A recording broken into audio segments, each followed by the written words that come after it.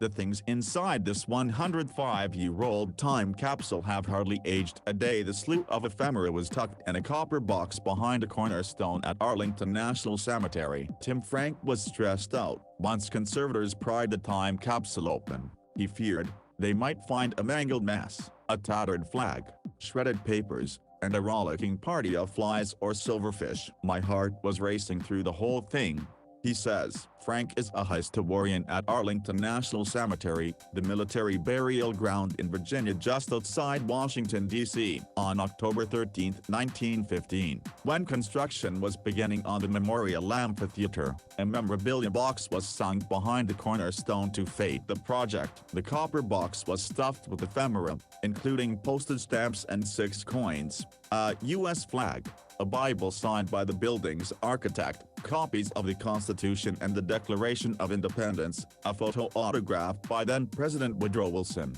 who was on hand to place the cornerstone, and a handful of local newspapers, including the Evening Star. The same day, that paper ran a series of stories about the construction. One headline read, "Care taken to protect papers in Memorial Cornerstone," and the accompanying article zeroed in on all the ways that the people who'd prepared the time capsule had armored it against the elements. The story described it as finicky, exacting work, the task of an anxious crew committed to rethinking some of the procedures that had guided all cornerstones heretofore laid in government buildings.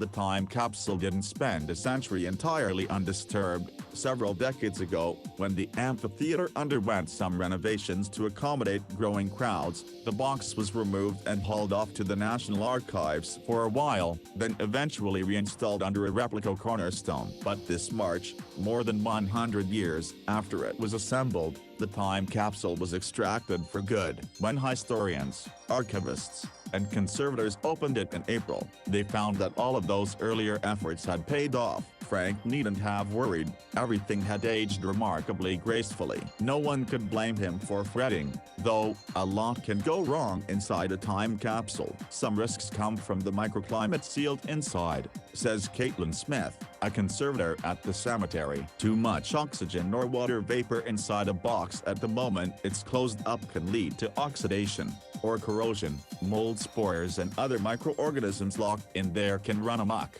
Loose seals allow water to seep through, or invite pests to wander in, and some of the materials inside can damage the ones around them, Smith says. Over time, many mass-produced newspapers emit vapors that create an acidic environment. Copper memorabilia boxes were common at the time, Smith says. The Library of Congress installed one inside its cornerstone in 1890, for instance, and the mayor of Detroit placed one at Old City Hall in 1901. But this box was somewhat special. It was a series of 2 copper containers, in fact, purpose-built, with sides folded up like cardboard boxes. The boxes were separated by glass plates, and lids set into grooves, and then soldered shut with lead thin. The capsule was installed in a cavity behind the cornerstone, instead of in a hollow space on top of it, all in a very determined effort to create an air gap that bars moisture from entering. To prepare the team to open it this spring, Smith consulted with other conservators about what they'd be likely to encounter,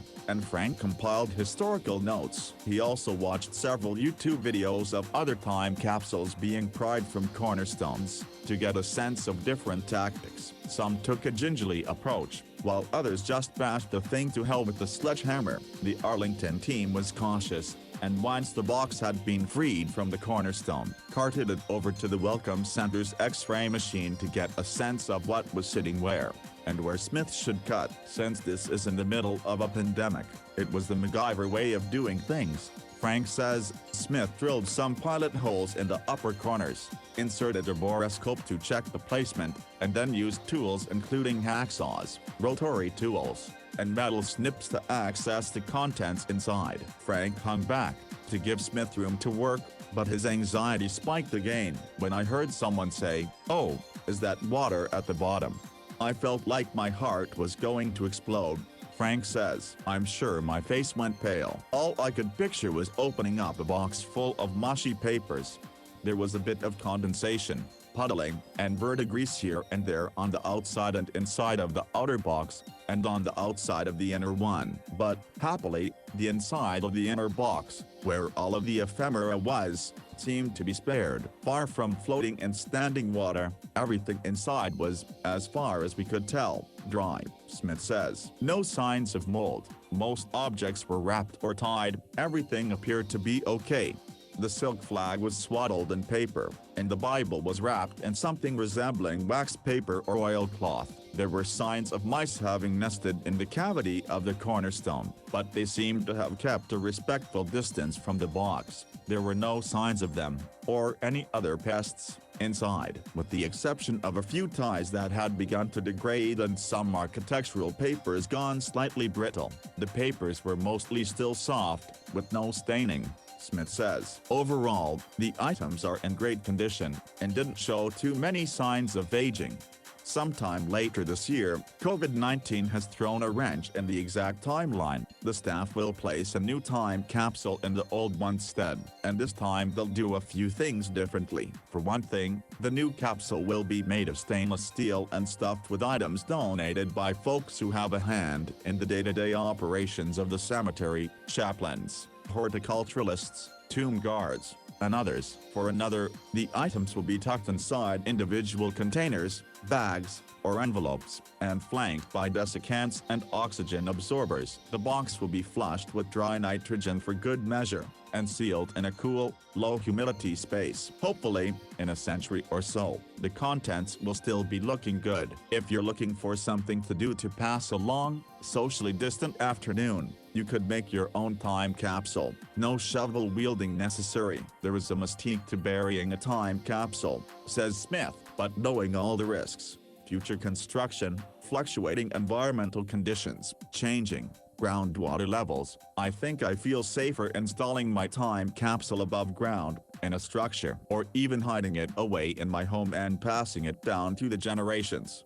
Paper, metal, glass, and ceramics are easier to preserve than electronics, textiles, or food, she adds. And the Library of Congress, the American Library Association, and the Canadian Conservation Institute all have step-by-step guides. Whether you tuck something into the soil or just pack it away on a shelf, you'll be planting a seed for someone else to have a future relationship with the past. One of my favorite things about architectural conservation and Arlington National Cemetery's own memorabilia box is finding fingerprints that have survived for a century and placing my hand in the same location, Smith says, remembering that what I am touching was put in place by another person, also just doing their job, and knowing that we are both connected to this same place, albeit many years apart.